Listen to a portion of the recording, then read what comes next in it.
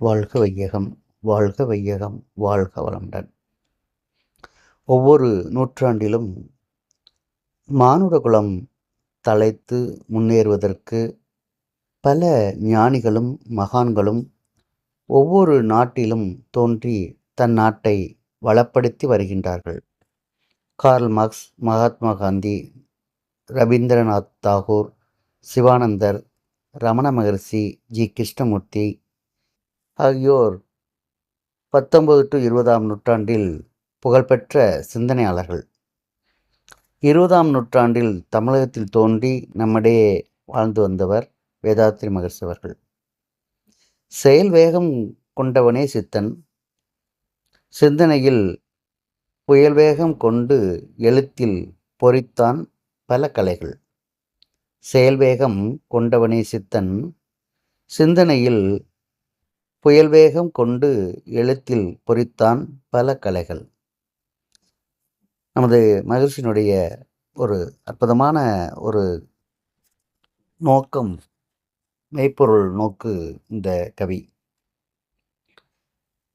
Albert Einstein அவர்கள் சொல்லும்போது சொல்கிறாரு, சிந்தனை செய்யும் தனித்திறன் காரணமாகவே மனிதன் உயர்ந்தவனாக கருதப்படுகிறான்.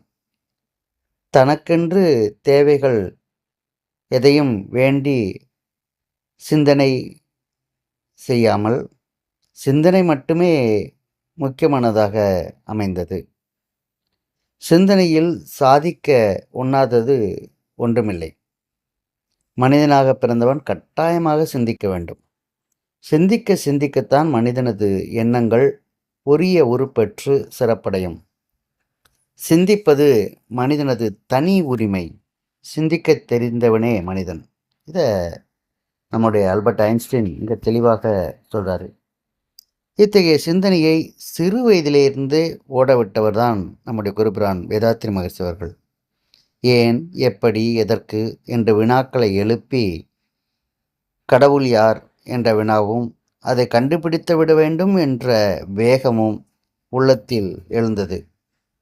உலகியலில் நடக்கின்ற சடங்குகளை கண்டபோதெல்லாம் அதை பற்றிய ஆராய்ச்சியில் ஈடுபடுவார் அருள் தந்தை அவர்கள். அதில் உள்ள உண்மைகளையும் கண்டறிந்து விடுவார். ஒரு தை மாதம் பொங்கல் நேரம் அவருடைய அன்னையார் சூரியனுக்கு படையல் இடுகிறார்கள்.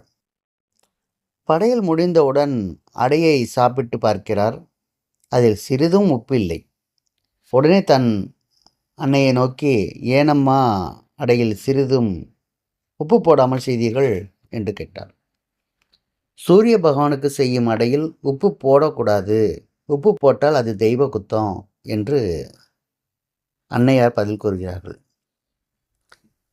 நமது குடும்பத்தில் எப்போதோ ஒரு மாமியார் மறதியாக உப்பு போடாமல் அடையை சுட்டியிருப்பார்.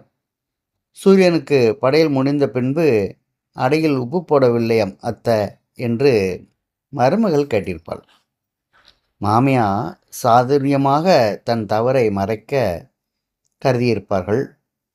சூரியனுக்கு படைக்கும் அடையில் உப்பு போடக்கூடாது என்று சாமர்த்தியமாக பதில் சொல்லியிருப்பாங்க. பிறகு இப்பழக்கமே தொடர்ந்து வழக்கமாக வந்து கொண்டிருக்கும். மாமியார் கூறியதை மெய்யென்று நம்பிய மருமகளும் பிற்காலத்தில் உப்பு போடாமலே அதே மாதிரி அடை செய்திருப்பார். இவ்வாறு தான் தலைமுறை தலைமுறையாக இந்த பழக்கம் நமது குடும்பத்தில் வந்திருக்கும் என்று அம்மாவிடம் சொல்கிறார். இதனை கேட்ட வேதாத்ரி ஐயாவுடைய பெற்றோர்கள் வயிறு புழுங்க சிரிச்சிருக்காங்க. அதன் பிறகு நடந்த பொங்கல் விழாவில் அடைக்கு உப்பு போட்டே சமைத்தனர். சிந்தனையின் மறுபெயர்தான் வேதாத்ரி. வாழ்க வளமுடன்.